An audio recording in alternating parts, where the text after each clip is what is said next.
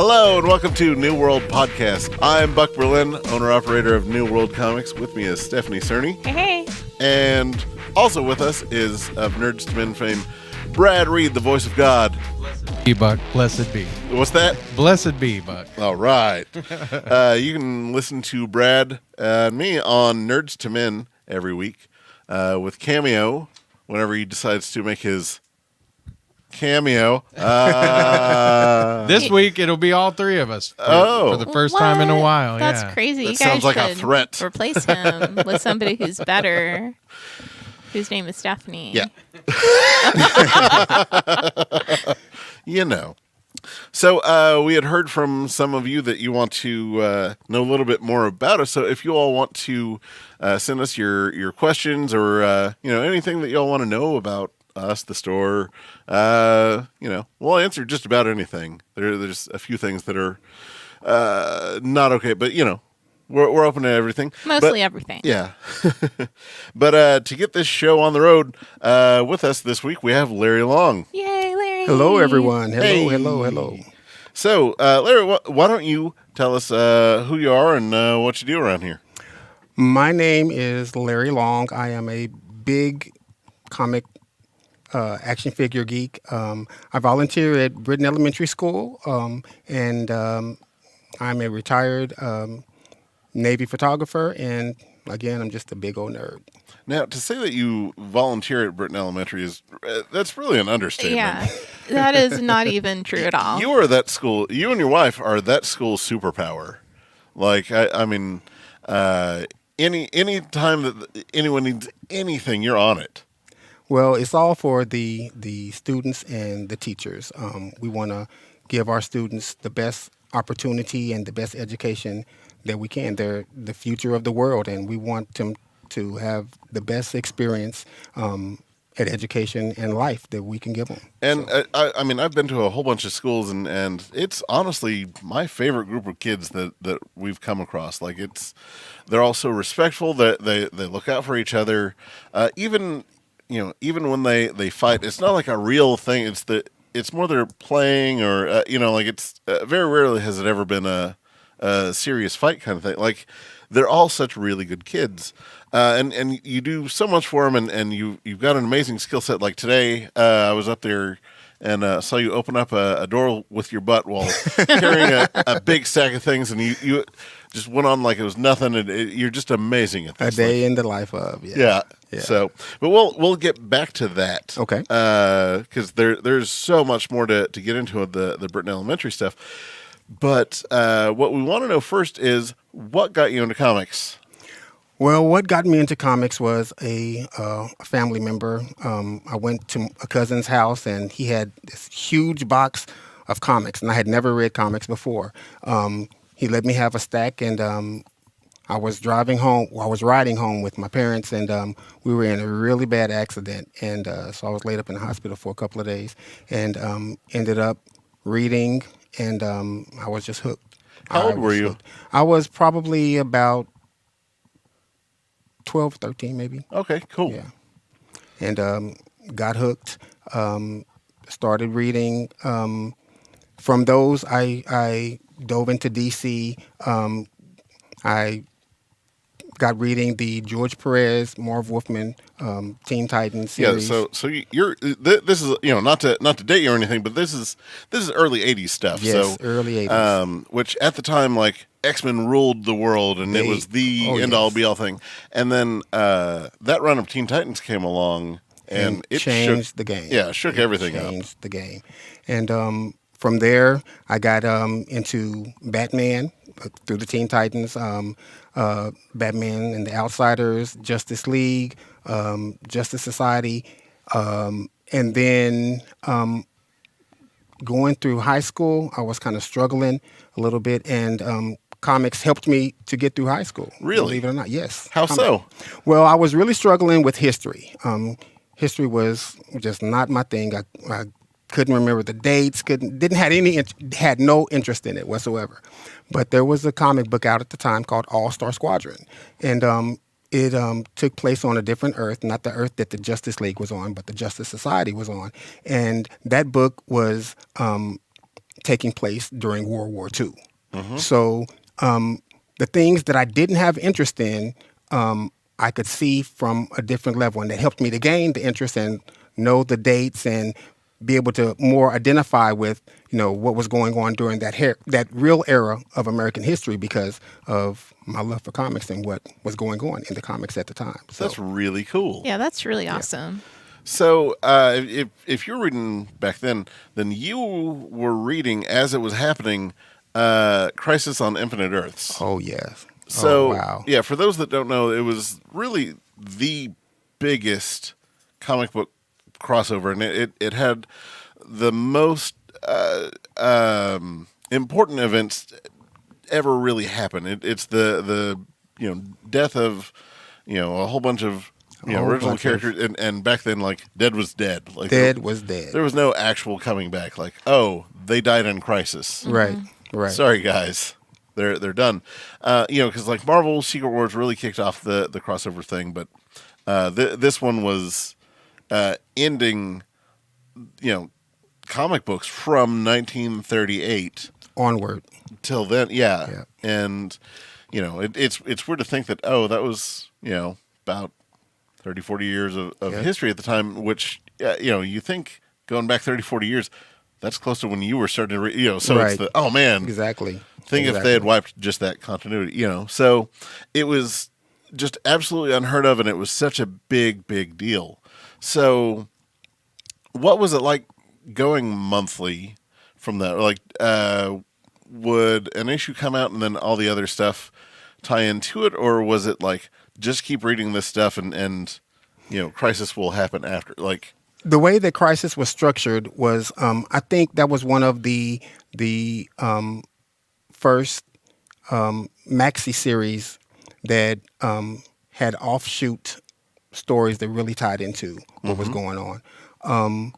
And it changed the whole landscape of comics because, as you said, there were characters that had been around for decades that were being wiped off and killed and like Flash ran himself to death. Yes. Like, and it's horrific and heartbreaking to see because he's trying to warn everyone of this thing that's coming. Yeah, And he died in a very heroic way, and it was, like you said, it wasn't until decades later that he came back. It was one of the most significant deaths in Crisis, and when he died, it really meant something. It really meant something. and we thought that was the end all be all, and then eventually when Supergirl dies, Supergirl died, sacrificing herself for the whole universe, and that was that cover of Crisis has been, re-visualized by so many different artists, throughout the years. I mean, it's just a classic cover, and just looking at it, you could see the hurt and the pain and the anguish of all the people that it affected, because pretty much everybody is affected by Superman. Yeah. And so and Supergirl had teamed up with just about everyone. Like she had joined the Legion. She had helped out the Justice League, the Teen Titans, like everybody at that point. Yep. So she really was like everyone's kind of best friend. She's kind of how Nightwing is now. It's exactly. Exactly. Been around and hung out with everyone, and everyone loves them. And we got to watch her, grow and go from being this girl that just got to the planet and didn't know anything to this your best friend's sister kind of thing. And when I think about Crisis, that is the image in my mind that I think of. Yeah. Right. Yeah. So as serious as it is, what was everyone's take on when you saw the Monitor? Because to this day, I think he's one of the worst designs of all of comics. Well, as bad as the Monitor was, I think the Anti-Monitor was was even worse. The Anti-Monitor at least looks like this faceless evil. Yeah. As opposed to, here's the guy that looks pinkish, purplish, with these brownish, bad dreadlocks and huge shoulder pads. Yeah. So quick fun story about that. My buddy Cliff one day was trying to shave his head, right? And he thought he'd be real cute and just go at it, a couple different places at a time. And his shaver broke. Oh no! And it ended up being the exact haircut. Oh wow! And I guess, Oh, wow. for context, here's a picture of what the monitor looks like. And he's supposed to show up in the big crossover. Yes, as a matter of fact, he on is. the CW coming up, which you'll hear more about that on the Nerds to Men podcast coming up real soon. And the thing about that, what really frightens me is because of the crisis, Supergirl died, and so I'm kind of anxious to see where the Arrowverse is gonna go with that. So Yeah, I really, really hope they don't kill that show because it finally to me it feels like it finally has it's come caught to its his own. feet, and Yeah, it's not like Legends where it's they still don't know what they're doing. Like Right. they figured out what Supergirl is and what it needs to be and where it's going. Yeah. So Constantine. as much as I love John Constantine, That's what that show has going for it. It's Oh, Constantine. but that's the thing is I love Brendan Routh. I love the guy who's Commander Steel. They're I like Captain Cold. I like Kid Flash. I like these characters. It's just a bad show. yeah. Like the stories themselves don't seem to. The thing that I like about it is it doesn't take itself too seriously. Yeah. I think they know that they're screw ups, and they just they're trying to make a difference, but even though that they know that they're all gonna make mistakes, and Yeah. really, still kind of screw up situation. Yeah. Yeah. But yeah, so I mean, hopefully their crisis isn't much like the actual crisis, but and from that point on in comic history, anytime DC has a crisis, it really meant something up until Final Crisis, which Final Crisis. that was a nightmare. But like Infinite Crisis was so perfectly well done, where it was the team of everyone on DC on board working with all of their stories, Really to coordinate the story. going and get issue it. by issue Yeah. and making sure that everything meant something and everything called back to a thing and it wasn't just some poor parody or lampooning the event. It was honoring the event or even elevating those moments. So it was just so incredibly well done. And then we got to Final Crisis and Grant Morrison kept getting fired and rehired constantly, and nothing really happened. But And then it everything made sense. happened. Yeah. Batman had to sing to a gun to shoot a time bullet. Then he got Thrown back in time, and then he had to go back through time to find his way back to the present. And Yeah. So this guy. yeah. You see, he's fighting his way back through time right now. So, For those not watching, we have one of the figures that Galen gave us a couple shows ago from. It's a knockoff Batman figure, so he's one of our representations on the table of toys this week. Speaking of Batman, who's your Batman? Because Batman's been around long enough that everyone kind of has their idea of who Batman is, and to some people he's the 1940s, 50s, 60s quick thinker, kind of lighthearted. Some people it's like the Frank Miller version. Personally, my Batman is as I've affectionately termed asshat Batman, who just doesn't want his family around but always needs them. Right. Yeah. But paired up with him is transitioning from the Jim Aparo Batman into the I don't know, the Ed Brubaker and Ruckus stuff. But who best represents your Batman? What era? Mine, I think, is the Jim Aparo version. So going back Brave and the Bold. Brave and the Bold. Loved that series. One little thing that I don't know if everybody knows, but late in that series, before it got canceled, one little Easter egg they would do is they would put a little something in each of the comics to show who was going to be in the next issue. Right, that's awesome. Yeah, you could look at the clock and it'd have a lightning bolt on it. Right, And if exactly. you looked at it just right, it's that's the Flash symbol. Next issue is the will be Flash. Yeah. For every issue that Jim Aparo did, he did that except for one.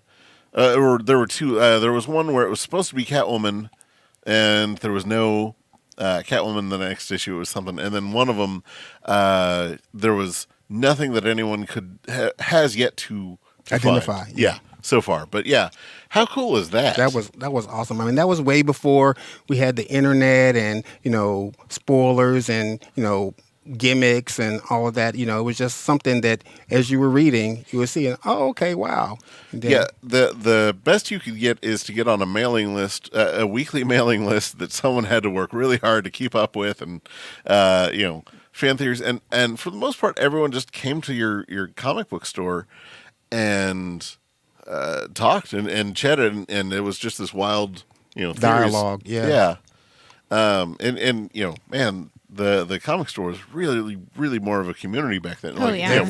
Definitely. We've kind of built this one back up into that again, which, man, how about that internet taking away? Yeah. I mean, that was one of the cool things, about growing up during that time is, we didn't have that, and we would talk to our peers and hey, what do you think about this? And take recommendations for what they were reading and, branch off into something else. And I mean, it was, we didn't have, the spoiler sites and, everything where they can dissect the comic for you or whatever. You had to get there and be there. And, you had this big camaraderie of, fans, and it was a great atmosphere. Oh, yeah. And New World definitely has that. Yeah. Well, and it was really kind of fun because there were groups that would kind of like a thing and judge others. Like you had your X-Men crowd, and your X-Men crowd typically didn't like your Legion of Superheroes crowd. Right. And, like then there's always the guy that's always defending Aquaman, and like no, come on,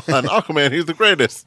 Right. Yeah. So it was just kind of really, and but I mean, it was at the end of the day, we were all in it for the comics and the fun, and it wasn't violent or no, and for the most part, even the people that were like in the X-Men group were still reading Aquaman and Legion. Right. Like it was, it was just one of those. Well, and at the time, you were lucky if 40 titles a month were coming out. Yeah. Including independents. Like there weren't as many comics coming out. No. Because it was right before the big boom with all the 90s stuff. So it was kind of harder to be a comic fan at the time too. Because you didn't have as many choices as you do now. Right. I mean, just about now you can find anything that that you may be interested in. Right, and you of all people would know because something that no one else has done, and I talked to a couple Diamond reps and DC reps. As far as we can tell, no one else does what you do. You get every single DC comic that comes out. Yes, I do. From Vertigo, the to Scooby-Doo, the Hanna-Barbera, Hanna-Barbera, to every weekly DC. Yeah. So, man, that's impressive. Well, thank you. It does make it a lot easier to pull your comics. Yeah. Just get one of them. All DC comics. Yeah, I mean, I love them. They are they're an awesome company. Well, and they really are because for a while when they were up until they were still in New York, anytime that we had a problem, they had a rep that would call me once a week and do the, "Hey Buck, how's everything going?" His name was Pat O'Connell, and he was the great. He moved to Dynamite Studios, Dynamite. but Okay. like. When the van came crashing through the store, like right, I remember. Hey, wow. We're gonna send you all some stuff just to like boost morale, and he sent like bags of buttons and some like variant covers and stuff like that, some editor notes and things like that we were and it was just amazing. So DC has almost always taken care of us. They're great. I mean, nothing against Marvel. It's just I mean I love Marvel.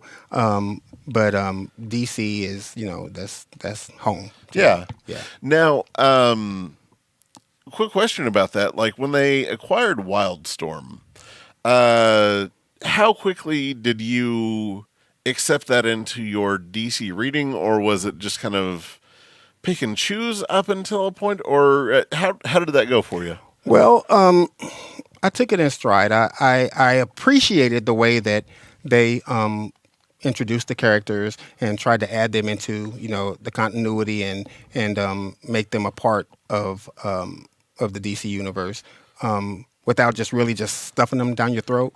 Right, you know? and they've acquired other companies before and kind of seamlessly put those characters in, like Captain Marvel, Shazam for those that. Which that's a whole other. That's a whole the whole Shazam Captain Marvel thing. And then the Charlton characters, like Blue Beetle, like those did kind of get shoved down your throat, but they worked in the DC universe. Because at first they were like the way that I remember the Charlton characters is my introduction to them was through the Crisis. Yeah, because that's right around the time that DC bought them, and then they introduced them there just because it was time to lump everything in. Yeah. And DC really hasn't had too much success with integrating the Wildstorm characters into the regular DC universe. Like, none of the characters really have stuck. Like, Grifter's kind of the easiest one, and even he has had a hard time. And Midnighter. Midnighter fit in really well. Yeah, but they don't seem to know how they want to use him. Yeah. Like I'm not sure if he's part of the Rebirth continuity or not, but you ask me, I love Authority and Planetary above all else in Wildstorm. Well, I know for a while they had a Apollo and Midnighter series going that did kind of take place in the Rebirth universe, but in the Tom King Grayson's series, Midnighter was always popping up, messing with him. Yeah. But after that, we haven't really seen him. Nope. So, ho hum. But like Planetary, is that one that you had read, or have you like retroactively gotten? Like I know that you have the Planetary Batman one, right? I kind of went back, but it didn't really fit for me. I gotcha. Okay, as far as your DC needs, right? Yeah. Okay. Right. What about current stuff? And this one will definitely get Brad because he's not expecting it at all. What are your thoughts on like Mr. Miracle that's currently happening? Mr. Miracle.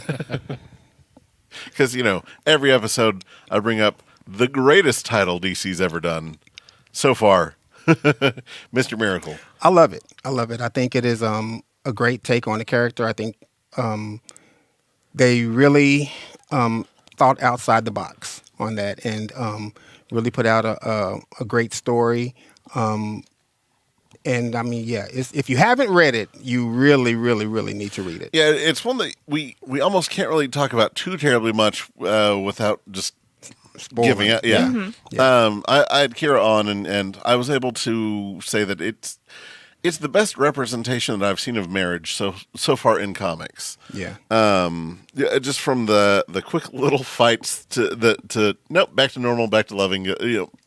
Just kind of how it goes. How it is. Yeah. How it is. So that's really nice. So okay, so you're on board for Mr. Miracle. Definitely. Yeah, so, I can't wait for the trade to come out. Oh my god! And this week, not to date it for everyone, but this is the week that issue 12 is supposed to come out. So. Dun, dun, dun. Oh, I can't wait. But which I guess I'll have to. So the last character topic that I want to get to that you told me right before the show that you loved, which just makes me so happy because I love them and other people think that I'm goofy for loving them. Captain Carrot and the Amazing Zoo Crew. Captain Carrot and his Amazing Zoo Crew. Oh my God, that was.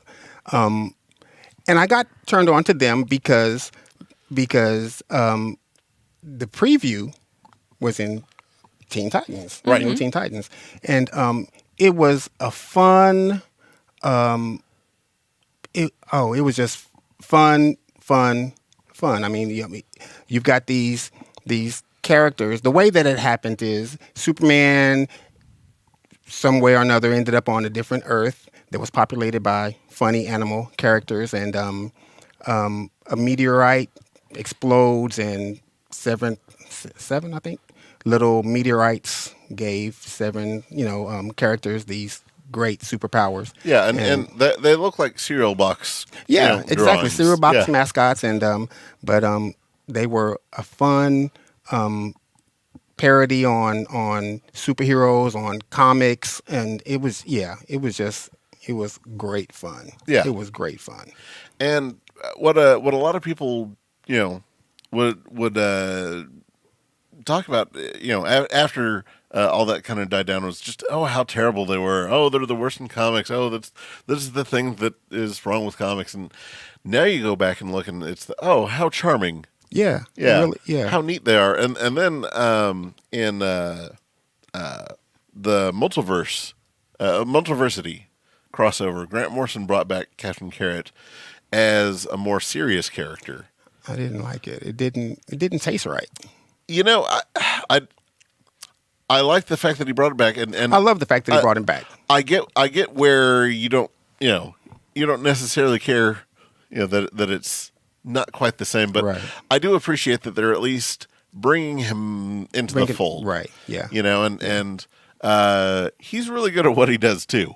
He really is. Yeah. I mean, So see him working with Superman. It's that's kind of cool that Yeah. Superman just like, oh, hello, talking rabbit. Let's no big deal. Yeah, I see talking rabbits all the time. yeah. Yeah. I mean, he's seen a lot of stuff. He has seen Sure. a lot of stuff. Yeah. Yeah, and oh man, I know you just picked it up, but we'll definitely have to have you back on for your thoughts on the current Green Lantern run. Like it's Grant Morrison just took over. It reads like Alan Moore Swamp Thing to me. Like it kind of has that feel. Oh, like wow. It has Well, a classic. It feels darker. It feels almost like a horror comic, like some. That's really saying a lot. There's some sort of underlying menace that's that going you can on. feel, is in the background and kind of, Yeah. it's gonna come. So Wow. yeah, but we're on issue 1, and there's definitely Well, going to be more. I'm going to have craziness to read this if we're going to Definitely talk have to about read it. this. Yes. Oh yeah, definitely.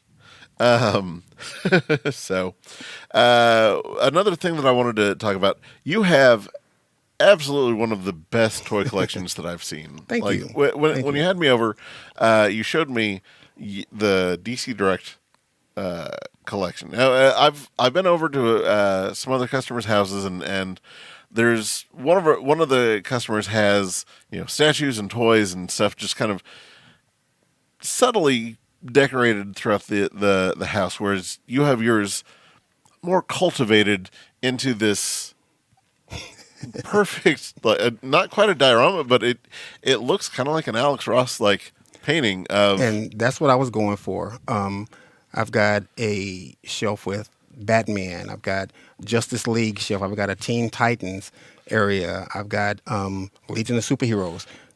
Pretty much any DC Direct action figure that's come out. How I've long got- have you been working on this collection? Ever since DC Direct started. Their very first action figure was a glow-in-the-dark Swamp Thing, and I've been going ever since. Yeah, because it was Swamp Thing, Plastic Man, and Wonder Woman. yes, Yeah, exactly. And then soon after that, they did Spy versus Spy, Alfred E. Newman, and then they were like, here's the hard traveling heroes. Here's your Yep. Green Arrow, Green Lantern, Black Canary, and then they were like, here's Preacher. Then they did like Starman, and they did a few Yeah. things here and there, and then they instead of doing like a whole toy line, they did like individual figures. And then they did kind of toy lines, and then they went back to individual Individuals. figures. And now they've done toy lines to where we can order individual figures. So that's kind of neat. But yeah, and to say that you have them just on shelves, like you have them like with a poster kind of behind them, and then you have the figures tiered to where it looks like everyone's just kind of on risers. It's stunning, and it doesn't look like, oh, I just threw up some Yeah. toys. Look at all the figures. Like it's a it's art. So And the poster that I have one of the posters behind them is the Crisis on Infinite Earths poster. Yeah. So it's got multitudes of characters on there. And, According to George Perez, it's every single DC character ever created except for Hal Jordan. Wow. Because he forgot Hal Jordan. wow. Of course he did. Well, and I mean, you're drawing John Stewart. How can you, and then because he drew the core, like right, all of yeah, them. Yeah, yeah. 3,600 Green Lanterns. Yeah. He drew 3,600 Green Lanterns, except for Hal. And other people have got made like a small list of you forgot like this guy and this guy and like you forgot Dobby from Harry Potter. I don't know. Yeah. But like it's the who would like I think you forgot Alana from Adam Strange. But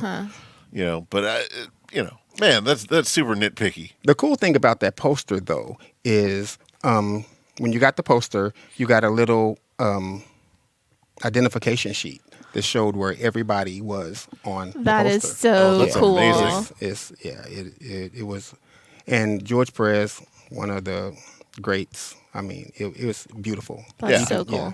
So with George Perez, like he's absolutely one of my all-time Oh, favorite definitely. comic artists. So he was also one of the quickest comic artists too. Like he gave you like the most beautiful comic, and then it was so quickly done. Like he put so much detail into everything. Oh, so much detail. Oh my And- goodness. He drew so much that he gave himself arthritis, like just to the point where his hand didn't work. So when his hand didn't work, he started just drawing using his elbow. Wow. So then he gave himself like the most extreme tennis elbow ever, right? Wow. So then he switched to drawing with his shoulder, right? Then his shoulder stopped working so well. So then he taught himself to draw with his left hand. Of course he did. Oh wow. And then guess what? Left hand went out. Left hand went out. So then he Went to started, the shoulder. yeah, and Elbow. yeah, and then his diabetes now is kind of messed with his eyesight, and it's kind of given him other problems. But man, how crazy and Wow, how like, talented. yeah, So talented. I mean, and he worked both at DC and Marvel. And when he did the JLA versus Avengers. Oh, the man. crossover? Oh, my Beautiful. God. Yeah. Beautiful. yeah. Like anytime that you needed a group shot done, he was your He was guy. the man. Yeah. The fact that he's not able to draw right now, it's crushing. I know. I mean, It's- and like you said, he was able to get the work done with the detail and meet deadlines. I mean, you've got creators now that can't meet a 2-month deadline. Yeah. Yeah. I mean, like Gary Frank, who's doing the what's it called? The Doomsday. Doomsday Doomsday Clock. Clock. Yeah. He's a good artist, but man, it takes him like 2 months to get an issue done. Yeah. Man, Oh, but aren't issues supposed to come out monthly? Well, That's how it's supposed to be. Yeah. Yeah. Well, I mean, some of the comics now are going bi-monthly, like the good bi-monthly, Yeah. bi-weekly, if you will. Yeah. Yeah, once every 2 weeks, and then some of them, unfortunately, are once every 2 months, and Yeah. that's crushing.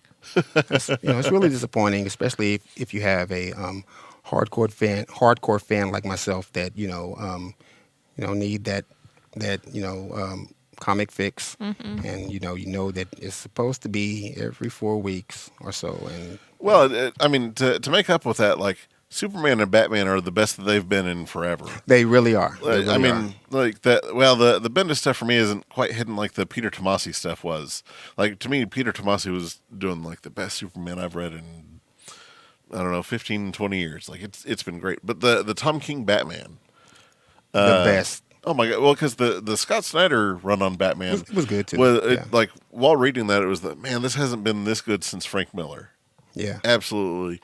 And when it was over, it was man, I'm so sad because that's the best Batman we've had, for forever, and it's not going to be that good. And then, lo and behold, here comes Yeah. Tom King's Batman, and it's better. Better.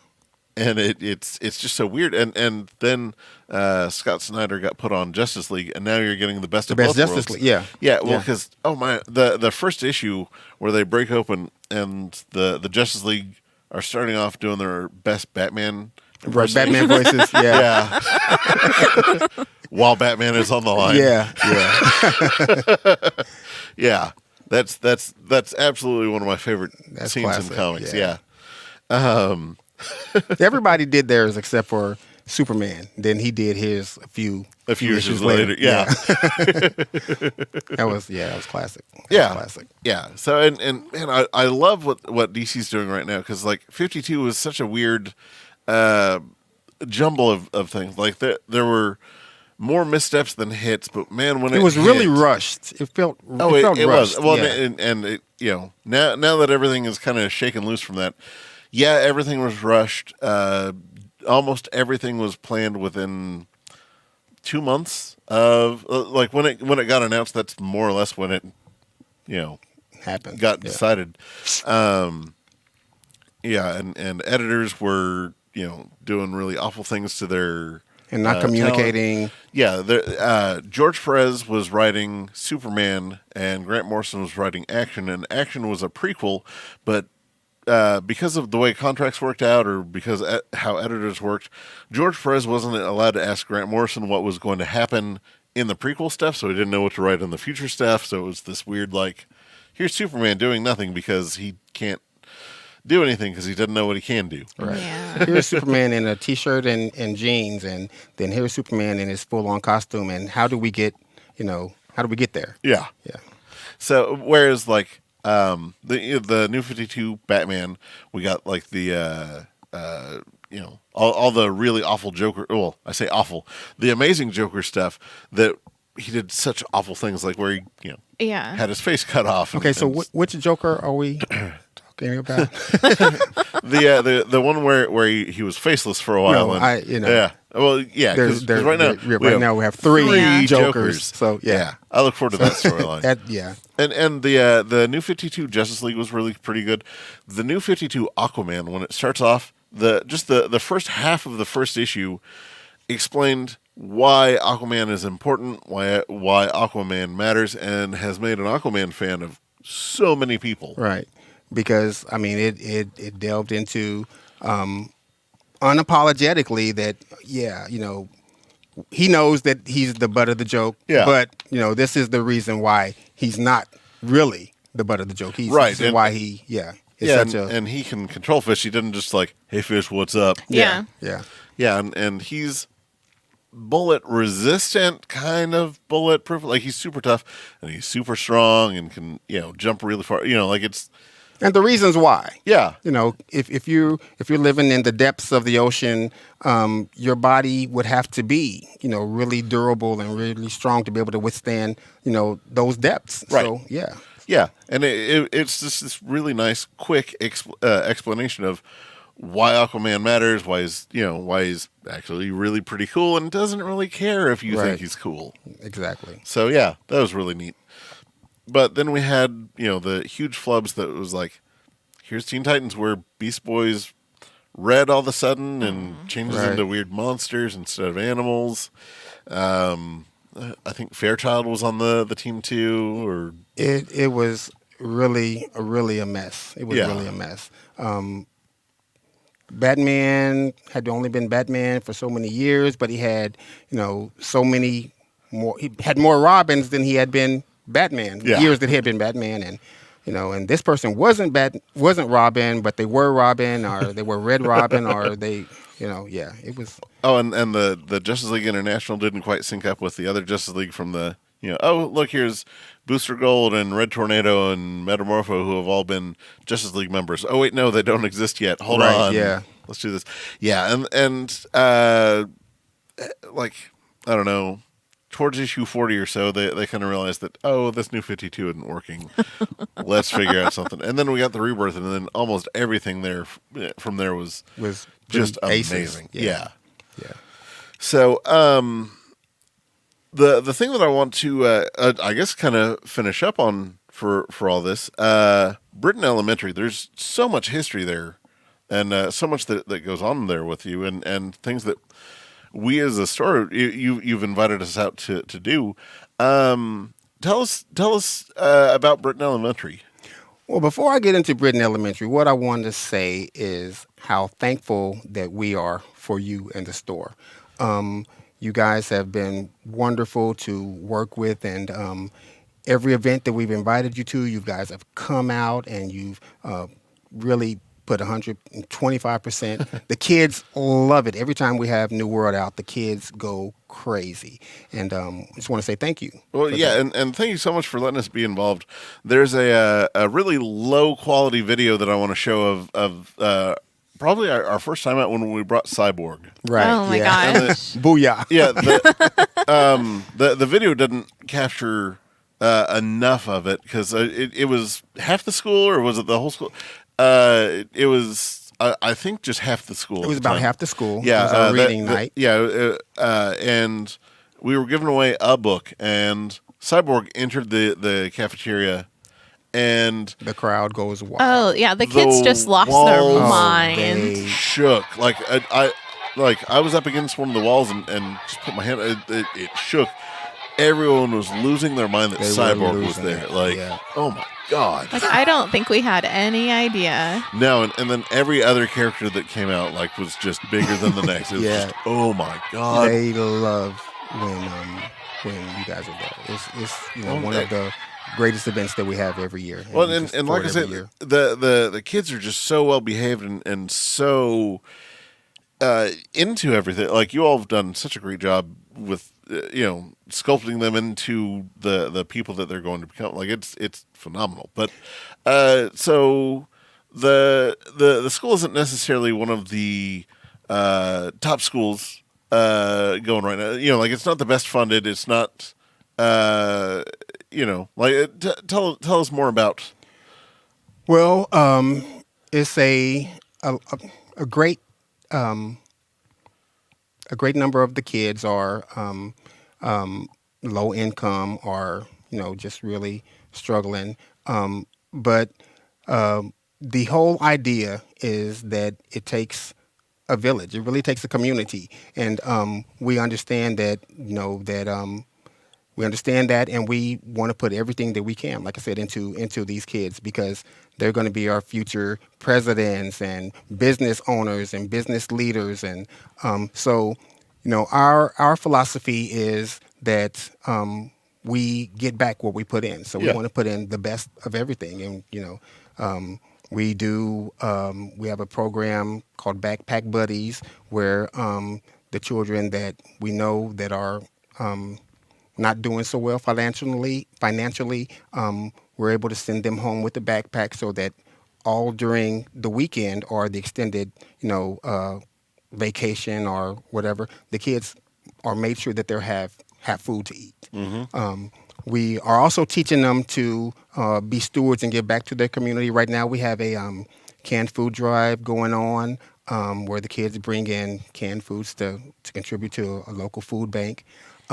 We're just trying to sculpt our children into the people that they need to be in order to be successful and to make a real difference in the world. Yeah, and like I said, we've been out to so many other schools, and none of the kids behave like your kids. Like, they're oh Thank my you. god, yeah.